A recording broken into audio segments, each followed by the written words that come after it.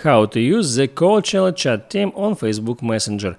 Hello guys, welcome back. In this video I'm gonna show you how you can simply use the Coachella chat theme on Facebook Messenger. It's quite simple and easy, just follow my simple steps. So first you're gonna do, you need to open up the Messenger application and there you need to select some conversation, let it be this. And here next I need to tap on the conversation name. And then I need to select the theme option in customization section.